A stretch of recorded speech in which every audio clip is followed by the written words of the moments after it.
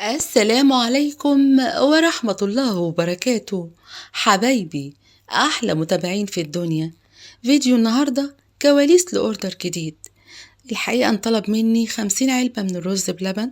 طلبهم شخص محترم كان هيطلعهم إن شاء الله على خير كده، على روح زوجته وروح والدته، ربنا يرحمهم يا رب رحمة واسعة ويغفر لهم ويرحم موتانا وموتى المسلمين أجمعين.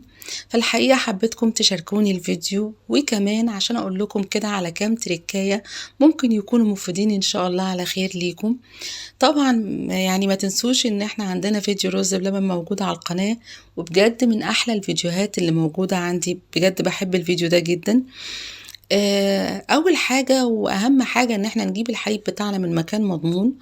تاني حاجة لازم واحنا بنغلي الحليب نقلبه كويس، علشان احنا عايزين ندوب الحليب كده في القشطة، مش عايزين الحليب بتاعنا يبقى غني يدي طعم حلو قوي للرز. كمان في حاجة مهمة، أنا ما بسلقش الرز في مية، أنا بسلق الرز مباشرة في الحليب، وده بيدي طعم حلو جدا للرز بتاعنا، بيخليه طعمه غني كده. الحقيقة مش عايزة أنسى أختنا أميرة هتبدأ مشروع للأكل البيتي، وكانت طلبت مني إن أنا أقول لها على كام معلومة ممكن تفيدها. والحقيقة أنا فكرت إني بدل ما أقول لها الموضوع بشكل خاص، أنا قررت أعمل فيديو عفوا، علشان هي تستفيد، واي حد هيبدأ الموضوع ده على خير هو كمان يستفيد. يعني هيبقى فيديو ان شاء الله كده مختصر، بس هنقول لها فيه على الحاجات اللي ممكن تكون محتاجة تكون عندها، سواء خامات او يعني او مستلزمات تكون موجودة عندها.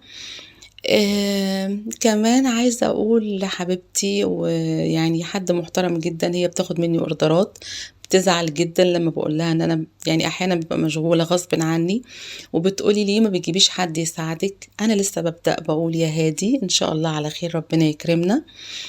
مش عايزاكي تزعلي مني.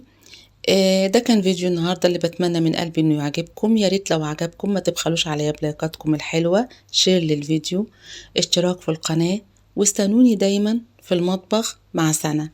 بحبكم. السلام عليكم ورحمة الله وبركاته.